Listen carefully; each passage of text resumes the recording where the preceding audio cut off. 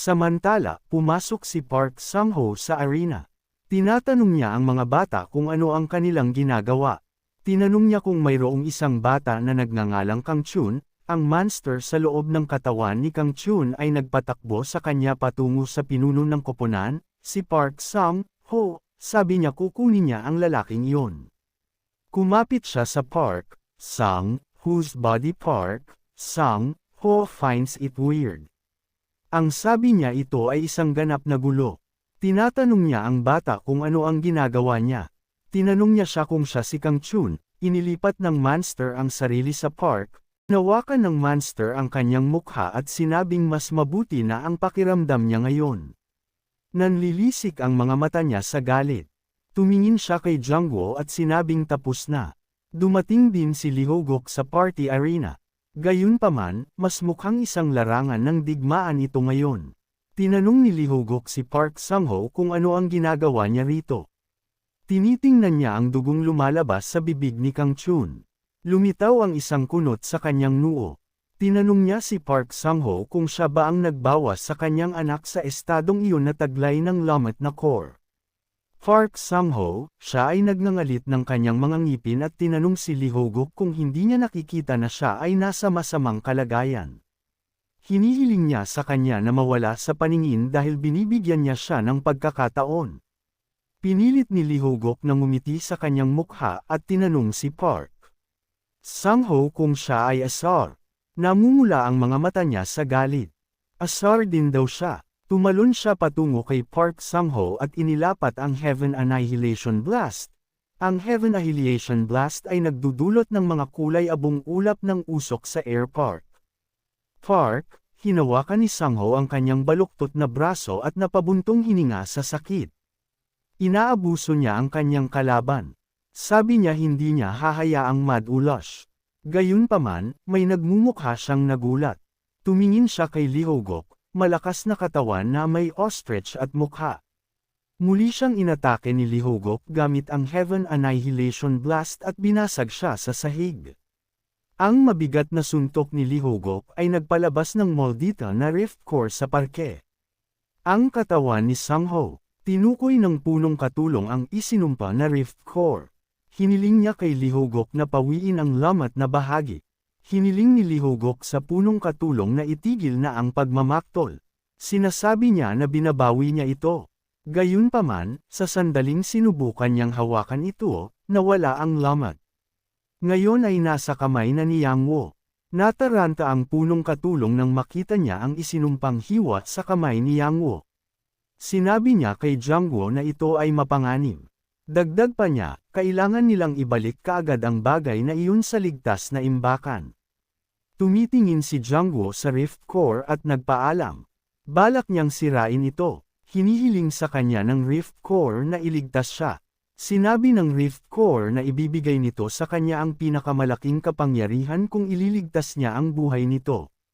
Natatawa si Jungwoo nang marinig ang mga salitang tulad ng dakilang kapangyarihan. Sabi niya, nakakatuwang makita ang kapangyarihan mula sa isang bagay na malapit ng dumurog sa kanya. Hinigpitan ni Jungwoo ang kanyang kamao at sinisira ang ubod ng lamat. Mukhang malungkot si Lee Ho-guk na makita ito. Itinuturing niyang basura. Sinubukan siyang pigilan ng punong katulong. Tinitingnan ni Jungwoo ang labi ng isinumpa na ubod ng lamat sa kanyang kamay. Lumipat ang eksena sa labas ng Golden River Housing. Nagtitipon doon ang mga tao para kunin ang kanilang mga anak. Ang insidente sa rift core ay natapos ng ganoon. Si Kim Chen ay nagbibigay ng pangunang lunas kay Kang Chun. Napasinghap si Kang Chun sa sakit. Hinihiling niya kay Chengui na maging malumanay. Masakit daw masyado. Umiiyak siya at sinabing wala na siyang maalala. Pagkatapos ay sinabi niyang medyo naaalala niya mula noong magsisimula na ang bahagi. Naiintindihan ni Kim Chongwon ang bagay na iyon. Alam niya ang sinumpaang rift core na inaari. Kang Chun, Seoul. Umiiyak si Kang Chun at sinabing napakagulo ng kanyang birthday party. Nalulungkot siya na lahat ng kaibigan niya ay natatakot na sa kanya. Natatakot siyang hindi siya paglaruan ng mga ito. Ngayon, higit sa lahat ng ito, nag-aalala siya kay Yuhara. Sinabi niya na natatandaan niyang nakikipag-away siya kay Yang Wo at pinalo niya ito ng husto. Sinubukan siya ng punong katulong na pakalmayin. Sabi niya, bangungot daw iyon. Tinanong ni Kang Chun ang punong katulong tungkol sa kanyang ama. Nakarinig ng ingay ang punong katulong at si Kang Chun. Sinusubukan nilang intindihin ito. Tinanong ni Kang Chun ang katulong sa magnanakaw, si Kim Chong-wen, kung tungkol saan ang tunog. Lumipat ang eksena sa labas. Nandoon si Lee Ho-guk kasama ang kanyang anak, nakatayo rin doon si Yang Wo. Napasinghap si Lee Ho-guk sa sakit. Humihingi ng tawad ang bata sa kanyang ama. Nakatayo ngayon si Lee Ho-guk sa harap ni Jang Woo. Sinabi ni Lee Ho-guk na tinalo niya si Kang Chun sa kanyang birthday party. Tinitingnan ni Yang Woo si Lee Ho-guk na may inosenteng mukha at tinanong kung inaakusahan niya siya sa paggawa nito. Sabi ni Lee Ho-guk noong una ay naisip niya na si Park Sang-ho ang dahilan ng pangyayaring iyon. Sinabi niya na kalaunan ay napagtanto niyang ang kanyang anak, si Kang Chun, ay nasa ilalim din ng kontrol ng sinumpaang Rift Corps. Naiintindihan niyang may inaaway si Kang Chun bago dumating si Park Sang-ho. Itinuro niya ang kanyang hinlalaki sa kanyang anak na si Kang Hayon. Inimbitahan daw niya siyang makipag-spar sa isa pa niyang anak, si Kang Hayon. Tanggap niya na madaling nabugbog ni Jang Woo ang kanyang anak. Sinabi niya na ang kanyang anak ay may kamangha-manghang talento bago siya naging 15. Napangiti si Jang Woo nang marinig ito. Sinabi ni Lee Ho-guk na gusto niya ang kanyang ngiti. Niyaya niya si Jang Woo na makipag-away sa kanya. Tumingin si Jang Woo kay Lee Ho-guk at sinabing madamdamin siya. Nakikita niya itong mas matigas ang ulo kaysa sa inaakala niya. Hiniling ni Kang Hayon sa kanyang ama na huwag gawin ito. Sinusubukan niyang iparamdam sa kanyang ama na si Jang Woo ay kaibigan ni Kang Chun. Pinilit ni Lee Ho-guk na ngumiti sa kanyang mukha at tinanong si Jang Woo kung ano ang kanyang gagawin. Tinatanong niya ito kung gagawin niya ito o hindi. Napatikip ng ngipin si Kang Hayon para makita ito. Gusto niyang tumanggi si Yang Woo. Alam niyang mamamatay si Jang Woo kapag nakipag-away siya sa kanyang ama. Tumawa si Yang Woo at tinanong si Lee Ho-guk kung libre ito. Iniisip ni Kang Hayon kung baliw ba ang batang ito. Natawa si Lee Ho-guk nang marinig ang sagot ni Jang Woo. Gusto niya ang sagot ni Jang Woo. Sabi niya, ang pinakamahalagang bagay ay kapangyarihan at lakas ng loob. Isinara niya ang kanyang kamao at sinabing, sayang ang kapangyarihang walang lakas ng loob. Dagdag pa niya, ang pagkakaroon ng lakas ng loob na walang kapangyarihan ay hindi magbibigay ng kahulugan sa kapangyarihang taglay ng isa. Naiintindihan niya ang isang taong may hawak na kapangyarihan at lakas ng loob sa totoong kahulugan. Tumingin si Jang Woo kay Lee Ho-guk. Sabi niya, ito ang dahilan kung bakit gusto niya ang mga simple at mangmang na tulad niya. Tinanong ni Lee Ho-guk si Jang Woo kung nag-aalala siya sa kanyang superpower. Sinabi ni Jang Woo na hindi siya natatakot sa kanyang kapangyarihan. May ngiti sa labi si Lee Ho-guk. Tinanong ni Jang Woo si Lee Ho-guk kung nag-aalala siya tungkol sa paggamit ng kanyang superpower. Tumalon si Lee Ho-guk kay Jang Woo. Kailangang lumipat ni Yang Woo mula sa kanyang posisyon upang makita siyang umaatake. Binasa ni Lee Ho-guk si Yang Woo sa dingding, pagkatapos ay inatake niya si Yang Woo gamit ang isang makalangit na kamao ng dragon. Samantala, nakarating din doon sina Kang Chun at Chief Assistant Kim Chung-gan. Sinabi ni Kang Chun na dapat nilang pigilan ang kanyang ama bago siya lumayo. Sinabi ni King Chun-gwan na ito ang sinusubukan niyang gawin. Hindi daw siya makapaniwala kung bakit gustong subukan ng master ang lakas ng isang 7-year-old na bata. Nabangga si Lee Ho-guk sa pader. Huminto ang punong katulong at tinakpan ang kanyang mukha ng kanyang braso. Nakita nila si Lee Ho-guk na nakahandusay sa mga labi.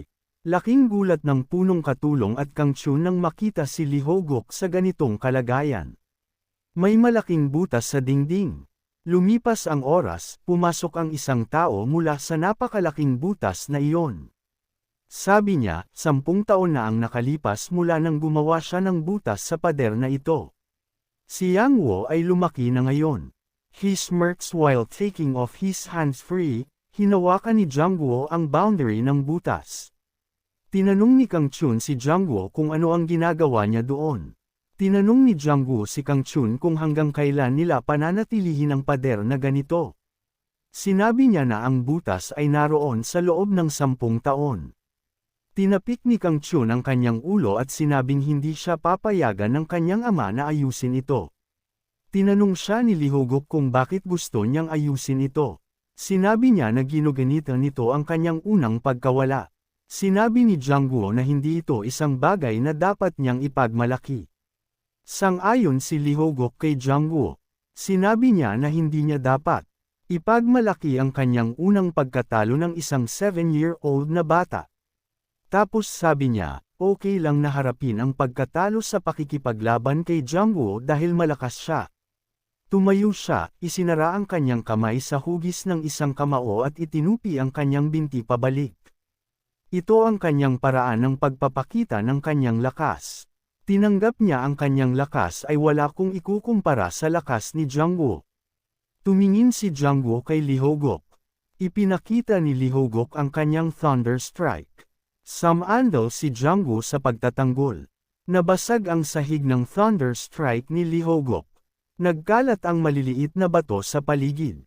Kumalat sa paligid ang aura ni Lee Ho-guk. Tumawa siya at tinanong sila kung ano ang iniisip nila tungkol dito. Sinabi niya na ito ang banal na kay na ibinigay sa kanya ni Jangwoo. Iniisip ni Jangwoo na si Divine Kai ang pinakamahalagang asset niya sa larangan ng digmaan. Minsan sa kanyang nakaraang buhay, hindi niya kailanman iisipin na ilipat ang kanyang banal na kay sa iba. Sa tingin niya ay hindi ito big deal. Ngayon alam niya na walang paraan upang masakop si Miron. Ngayon ay iniisip niya na gagawin niya ang lahat ng gusto niya sa buhay na ito. Nagpasya siyang magsaya at mamuhay ng payapa. Napansin niyang sinasaktan ni Lee Ho-guk ang kanyang anak. Hiniling niya sa kanya na huminto bago niya patayin ang kanyang anak. Napahinto si Lee Ho-guk sa paglabas ng aura nang mapagtanto niyang si Kang Chun ay mukhang drained out dahil sa aura ng kanyang ama. Tumingin siya sa kanyang ama, na nakatayo sa gitna ng aura-oriented waves. Sinisigawan niya ang kanyang ama at sinabing hindi niya magagamit ang kanyang banal na ik kung saan man niya gusto. Sabi ni Lee Ho-guk, sorry. Sabi niya, ang Divine Ik ay napakalakas na hindi niya mapigilan kundi ipagmalaki ito. Dumating doon ang punong katulong na si Kim Chung-guin. Sinabi niya kay Lee Ho-guk na hindi na kailangang mamove sa pamamagitan ng banal na ik. Sinabi niya sa kanyang amo, hindi nila nakukuha ang banal na ik na ito ng libre. Tinatapik ni Jangwoo ang kanyang ulo at sinusubukang alalahanin kung ibinente niya ito para sa pera. Wala siyang maalala na ganoong kaso. Sinabi ng punong katulong na si Kim Chung-yuen kay Jangwoo na ibinente niya ito sa halagang 10 bilyong won. Mukhang nabigla si Jangwoo. Tinanong niya si Kim Chung kung naniningil siya ng 10 bilyong won. Tinanong niya ang punong katulong kung ano ang sinasabi nito. Tinanong siya ni Jangwoo kung kailan niya ginawa iyon. Tinanong ng punong katulong si Jangwoo kung kailangan niya ng tulong para maalala iyon. Iniisip niya kung niloloko siya ni Jangwoo. Napakamot ng ulo si Jangwoo at sinabing naaalala niya ang kaunting sinabi ni Kim Chung-yuen na gusto nilang bumili ng Divine Ik 10 taon na ang nakakaraan. Pinaalalahanan niya si Jangwoo na sinabi niyang ibebenta niya ito sa ibang sect kung hindi siya bibigyan ng 10 bilyong won. Sinabi niya na ito ay isang kompletong banta. Sinabi ni Jangwoo na kailangan niya ng pera sa oras na iyon. Inayos ni Kim Jong-un ang kanyang salamin sa mata. Iniisip niya kung kailangan niya ng 10 bilyong won noong panahong iyon. Hinirang nila si Jangwoo bilang vice sect leader ng Golden River Clan. Pagkatapos niyang ilipat ang kanyang Divine Chi sa sect leader, kumikita siya ng 300 taon-taon bilang vice sect leader. Ang tingin niya rito ay isang magandang part-time job. Sinabi ni Lee Ho-guk na walang saysay ang pagtatalo tungkol sa nakaraan. Idinagdag niya na sapat na ang kabuoang kapangyarihan ng kanilang sect ay tumaas ng 100 ulit. Inamin niya na ang kredito ay napupunta kay Jangwoo, na inilipat ang kanyang banal na kay sa kanya. May tumawag kay Jangwoo honey. Nilingan ni Jangwoo ang isang batang babae na lumapit kay Jangwoo at niyakap siya. Ang babaeng nagngangalang Hiren ay ang bunsong anak ni Lihogok. Hinawakan ni Yang Wo ang batang babae sa kanyang mga balikat. Dapat daw siyang tawaging apa. Tinanong niya kung sino ang nagsabi sa kanya na magsabi ng mga bagay na ganoon. Itinuro ni Hiren ang kanyang daliri sa kanyang ama at sinabing ginawa ito ng kanyang ama. Tumawa si Lihogok. Gagawin daw niya ang lahat para maging son-in-law niya si Janggu. Ang sabi niya ay magiging asawa niya ang kanyang bunsong anak na babae. Tumingin si Janggu kay Yang Hiren, na kumukulot sa kanyang pisngi. Nakikita niyang kakaiba na si Lihogok ay gumagawa ng isang 10 taong gulang na batang babae na tumawag sa kanya ng pulot. Nagagalit siya kay Lihogok at inaabuso siya sa kanyang puso dahil sa ginawa niyang pag-uugali ng kanyang anak na babae. Kamandat si Lihogok at hiniling kay Yang Wu na maging mabait na kunin siya. Pinaalalahanan niya si Yang Wu na ang kanyang ina ay isang mabuting kaibigan ng mas matataas na ina.